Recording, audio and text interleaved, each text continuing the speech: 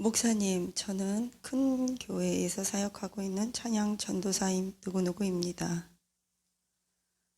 저희 교회 목사님께서 집회에 오셔서 저에게 기도해 주셨을 때 참 감사했습니다. 목사님께서 많이 바쁘신 줄 알아서 제가 이렇게 이메일로 상담 드리는 것에 대해서 매우 죄송하게 생각합니다. 그러나 저는 어떤 방법으로든지 이제는 새로운 삶을 살고 싶기 때문에 제가 이렇게 목사님께 편지를 드리게 되었습니다. 부디 저의 고백을 아픈 영혼을 사랑해 주시는 마음으로 읽어 주실 것을 간곡히 부탁드리며 감사합니다. 목사님께서 저를 생각하시고 기억하실지는 모르겠습니다. 그러나 목사님께서 지난번에 집회 시간에 저에게 찾아오셔서 기도해 주시고 그랬던 기도 시간에 했던 그것이 그 전도사입니다. 제가 이 글을 쓰는 것은 더 이상 창피하지 않습니다. 왜냐하면 목사님께서 어차피 기도 시간에 저에게 말해 주신 것처럼 목사님께서는 제가 말하지 않아도 다 알고 계시는 것을 제가 알고 있기 때문입니다. 사실 저는 음란한 상태로 있어 매우 어려움을 겪고 있습니다. 환경이 조성되면 언제든지 그러한 방향을 향해서 내가 달려갈 사람이라는 것도 잘 알고 있습니다. 나와 아내는 14년간 결혼했던 가정을 청산하고 이혼했습니다. 우리는 서로 바람을 핀 것입니다. 저도 아내도 바람을 피웠고 이혼하는 소송 과정에서 여러 가지 일들이 있었습니다. 저는 이혼 소송 중에도 백인 여자랑 성적으로 범죄를 저질렀었습니다. 아이는 제가 키울 수 없기 때문에 아내가 한국으로 데리고 나갔습니다. 저는 그럼에도 불구하고 하나님도 나의 이런 형편을 다 이해해 주실 것이라고 언제나 내 자신을 합리화시키면서 살아갔습니다. 중략. 저는 제 자신의 이런 모습이 잘못된 것도 알았고 확실한 제가 알고 있는 것은 제 자신이 회복되지 않을 것이라는 것을 확신하고 있습니다. 저는 이러한 모든 나의 삶이 내 인생을 가로막는 울타리라는 것을 알면서도 정리할 수 없었고 때로는 얼마큼 심각한지 목사님의 강의를 듣기 전까지는 알지 못한 부분도 있습니다.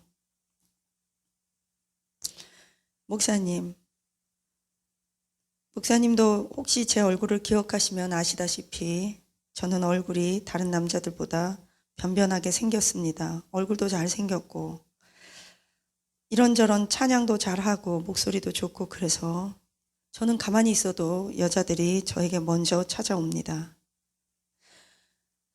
제가 여자들에게 조금 따뜻하게 대하고 친절히 대하고 매너 있고 분위기 있게 대하고 제 얼굴도 괜찮고 옷도 깔끔하게 잘 입고 그러면 너무 놀라운 것은 상처가 많은 여자들은 제가 요구하지 않아도 자신들의 돈과 몸을 저에게 막 털어내놓습니다. 따라서 저는 어떻게 상처가 많은 여자들의 돈을 잘 털어먹는지에 대해서 잘 알고 있고 그것을 아주 잘 활용하고 있는 한마디로 저는 제비족입니다.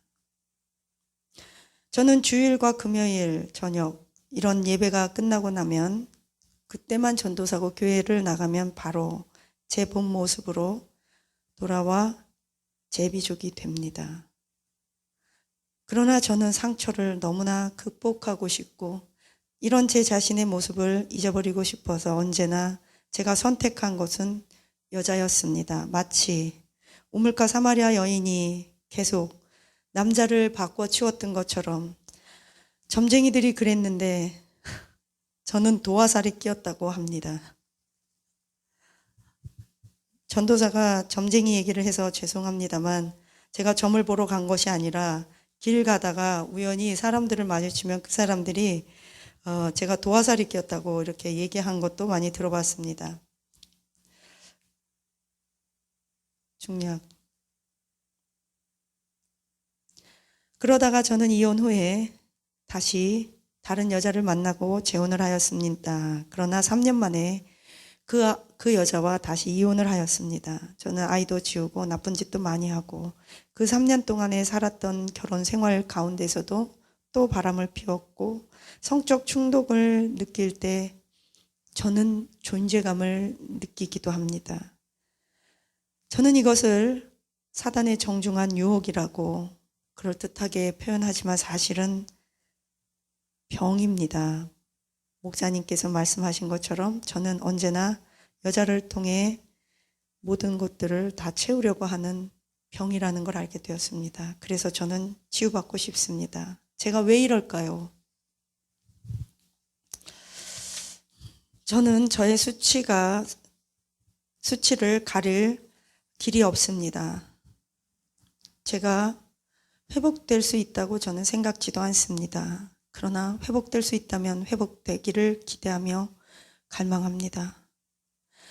내가 이렇게 죄로 얼룩진 모습 이대로 살다가는 삼손처럼 눈이 뽑히고 모든 사람들에게 나의 정체가 다 드러날 것을 저는 알고 있기 때문입니다. 저는 가망 1도 없는 사람으로서 내가 어떻게 사단의 이런 잘못된 표적이 되었는지 모르겠습니다. 사실 사단은 가만히 있어도 이쁜 여자가 지나가면 그냥 내 스스로가 사단이 되어버리고 맙니다. 그래서 저는 제가 반드시 이것은 사단의 공격이야, 사단의 정중한 유혹이라고 말할 수도 없습니다. 저는 대적할 힘이 없기 때문입니다.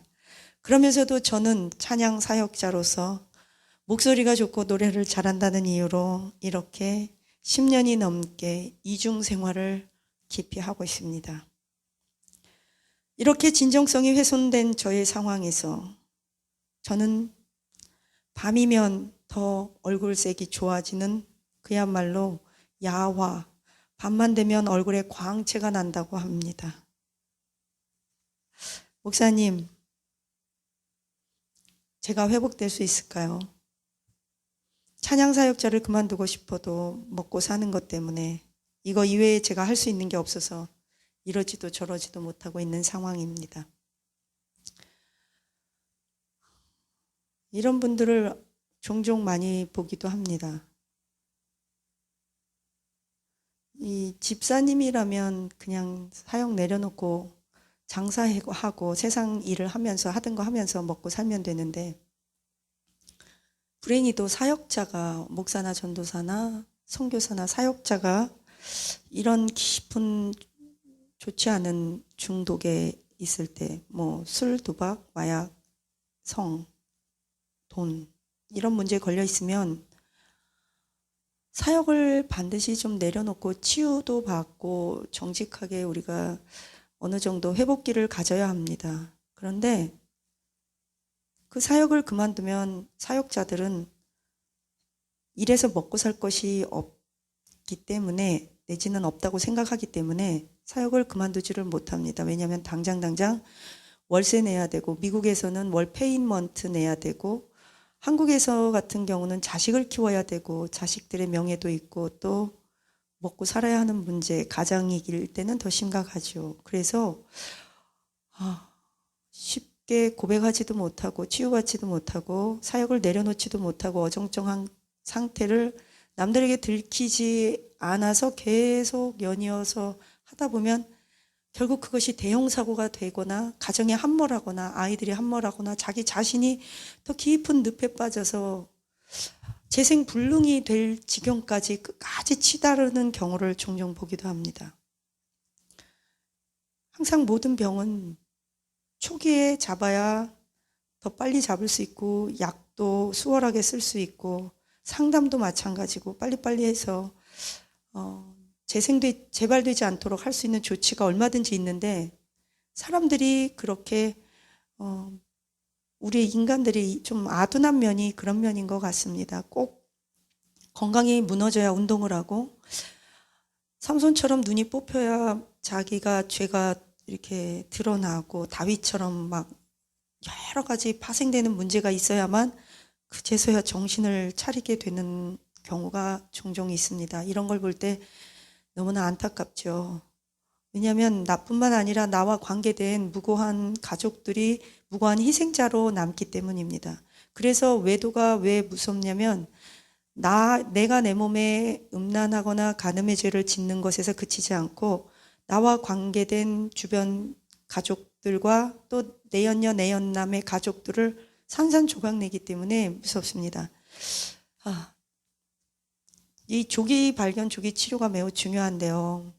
제가 이분께 답신을 했습니다. 답신을 했고 이렇게 했으면 좋겠다. 일단 사역을 내려놓고 다른 직장을 좀 가지면서라도 먹고 살고, 왜냐하면 사역자로 있을 때 그게 이제 수면 위에 드러나면 하나님 영광 가리고 교회 전체 이미지나 우리 신앙 공동체 사람들, 특히 나를 믿었던 사람들이 굉장히 상처를 받기 때문에 얼른 사표부터 내고 우리가 치유 시간을 좀 가졌으면 좋겠다.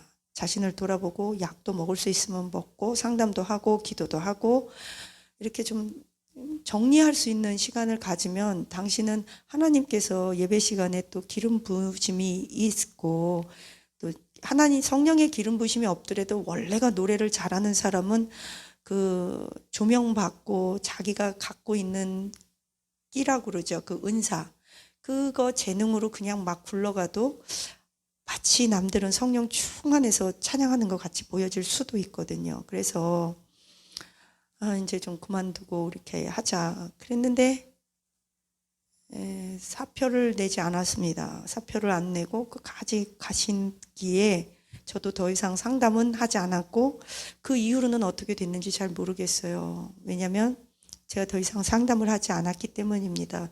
상담할 이유가 없는 것이 서로 상담이라는 게 그렇잖아요. 이렇게 좋은 방법을 찾아가는 건데 그렇지 않기 때문에. 어쨌든 이분은 제가 놓친 경우입니다. 하지만 하나님께서는 이분을 놓치지 않으셨으리라 믿습니다. 그래서 사역자분들을 위해서 여러분 기도를 많이 해주실 것을 간곡히 부탁드립니다.